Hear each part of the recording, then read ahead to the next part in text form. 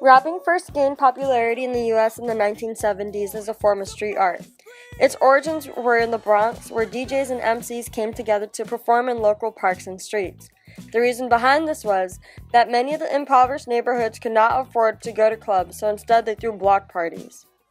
It wasn't until 1979, when the Sugar Hill Gang released their breakaway hit Rapper's Delight, that records producers took notice of this emerging musical genre. Once they did, numerous rap acts including Run DMC and NWA surfaced, and rap's audience began to swell.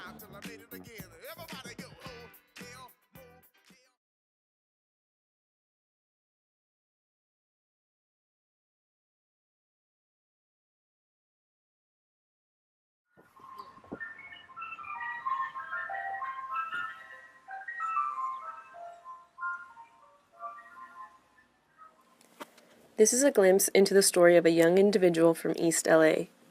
Kevin Herrera is part of a youth program in Lincoln Heights that helps youth achieve their high school diploma. He has endured numerous hardships, including being pushed out of his former high school. Kevin is currently following his passion for poetry and music production as he raps with his friends in their thrash rap group, Those Meddling Kids. Where I grew up, I grew up like around Echo Park, Westlake, MacArthur Park area. And growing up, it was I always had like this tendency to be really shy and scared, and it was because of my parents. Parents got divorced when I was around 10, and some other things happened when I was younger, like before that even happened, and it gave me like I was very angry for a long time. I'd say I'm still kind of angry, but not about that anymore. It's just it's really different now. Like my mother and I hardly talk. My father kicked me out last October out of his house. So it's just it's basically ever since those like incidents happened, I became very antisocial. I'm very to myself. But I have a family now that happens to make music with me, which makes me happy now.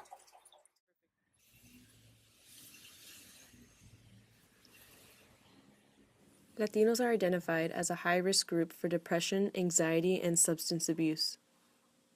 Among Latinos with mental disorders, fewer than 1 in 11 contact mental health care specialists, while fewer than 1 in 5 contact general health care providers. I'm seeing a psychiatrist, and due to that, I have a chemical imbalance that makes me really depressed. So that's a struggle of mine that I usually talk about in my songs. Just like, don't fuck up, don't be stupid. I think with Hispanic people, like, our parents just think like, oh no, you're crazy. That doesn't exist. Mental disease doesn't exist. That's just all in your head. And it's just, I think it's a very real thing.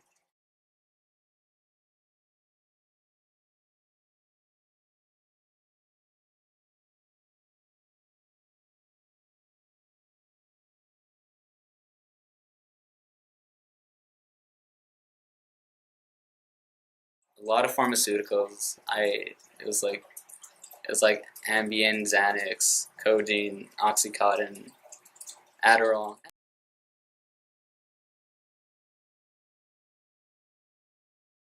Since I wrote a song with my friend called Progress on the album that we just released, and it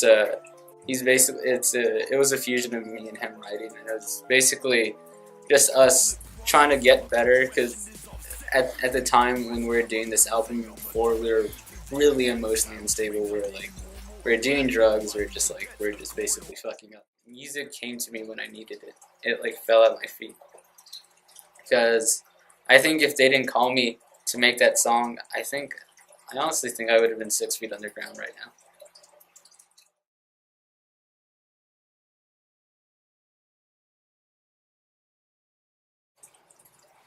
School's never really been my my thing, like my big picture of what I want my life to be in a few years. School was never involved in it, which is why they'd get mad. My counselor, at least, because it's like, you're not gonna make it as an artist. Hardly anyone makes it. But I remember telling her that the people that you're gonna kick out, that are getting kicked out for doing only art are going to be the people who make it. I want to shut my parents up. I want to shut my counselor up. Anyone who ever doubted me, I just want to be able to be like, I made it. I told you I was going to make it.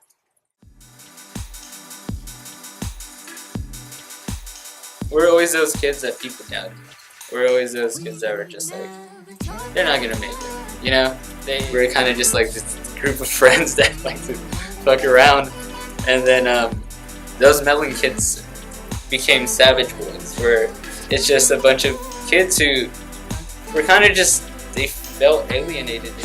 The group that I'm with is, they're not, I don't want to call them my group, they're my family. And we happen to make music. I'm not just gonna make music to put out there. The music that I put out, it's not really for people to have fun. It's more of a story of who I am as a person, as an artist.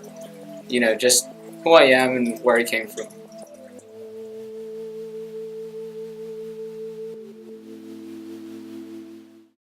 Whether it was creative expression during the 70s through DJing, MCing, breakdancing, or graffiti art, or through more recent rap as in Kevin's story, music serves as a way to self-reflect, as a way to tell a story, and to cope through the struggle.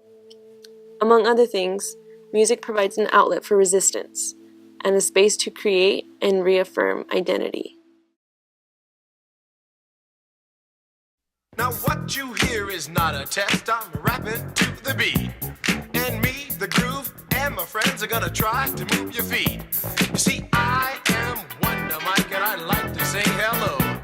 To the black, to the white, the red, and the brown, the purple, and yellow. But first, I gotta bang, bang, the boogie to the boogie. Say up, jump the boogie to the bang, bang, boogie. Let's rock. You don't stop, rock the rhythm that'll make your body rock. Well, so far you've heard my voice, but I brought two friends along. And next on the mic is my man Hank. Come on, Hank, sing that song. Check it out, I'm the CASN.